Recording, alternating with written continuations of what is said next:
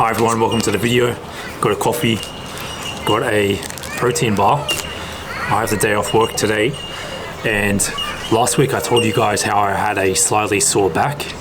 It's not serious by any means, but I did something I probably shouldn't have done. Years ago I made a rule where if I have something that's sore, such as a neck or my back, I wait until it's 100% better before I do any type of resistance training. However, this time I had some time at the start of the week to train, and I was quite busy the rest of the week, so I thought I'll get in a training session and it should be fine, because at that point my back was already 95% better. But I broke my rule. I trained even though it wasn't 100%, it was almost there but not quite. And then after the training session my back felt tight again. The next day it felt tight. Then by Wednesday it was still tight. Thursday it was around about at the 95%.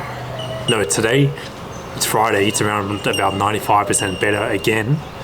So I'm not going to make the same mistake I made on Monday. I'm not going to train today at the gym. I'm also most likely not going to train tomorrow. The reason I made that rule for myself years ago is because I noticed if I'm almost recovered but not fully recovered and then I train, it makes it worse and ends up taking longer to get back to training in the gym than if I just waited longer, rested longer and let it fully recover. Then I'll get back into the gym sooner, rather than training too early and taking twice as long to recover. And that's the mistake I made this week. And in this video I'm going to show you guys what I'm doing to reverse that mistake and recover as quickly as possible so I can get back into training. And the first thing I'm doing for recovery is having a coffee in the park where it's peaceful. Helps lower my stress levels and improves recovery. But besides that, this morning I had a shower, but I started with hot water, finished with cold water. And it's almost winter here in Australia, so the cold water was quite cold, which is good for recovery. And I'm also going to get at least 8,000 steps today to help improve blood flow.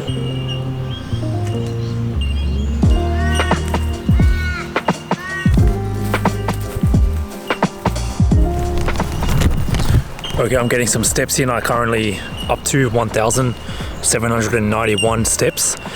As I said, my goal for today is 8,000 steps. I'm going to try and get 4,000 now, and then another 4,000 in the afternoon.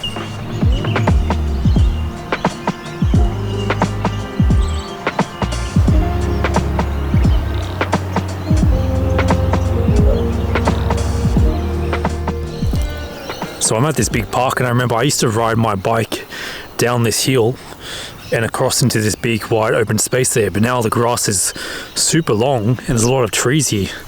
I don't think I've been here in years. And on this side, this area is fenced off a bit with super long grass and bushes. There's a sign there. It's a bit too far to read. I went on the other side, but it's facing the wrong way. It says something like Section 632 Local Government Act 1993. I'm going to look up later to see what that is about. But yeah, I was pretty surprised about how everything has grown so much. It must be a few years since I've been here. I did film here once. That was probably around 4 years ago, but I don't remember seeing any trees or anything then. I flew a drone here as well. But it's just a really nice place to relax. I'm thinking maybe this area is for regeneration, bush regeneration or something, because there's also a fence now along there. Like I said, I used to go down this hill on my bicycle and ride straight over there. I'm now up to 2,353 steps.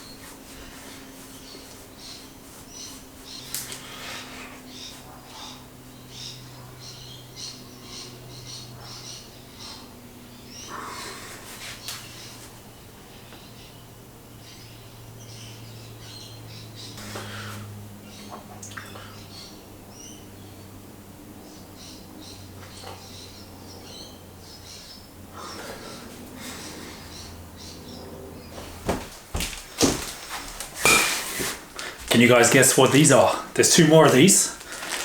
Yeah, you might not be able to guess, but you should be able to guess once I show you one more thing.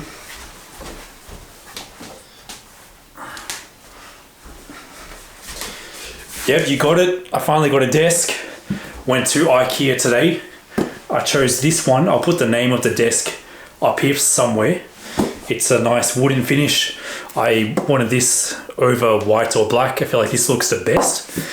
And I chose black legs, as you just saw there. I also got a white chair with its legs here. And the dimensions of this desk is 120 centimeters by 60 centimeters. The height, yeah, I think is around 70 centimeters. So right now I'm going to remove this stuff down here, set it up here, and I'll give you guys a time lapse of it with some chill music. Let's go.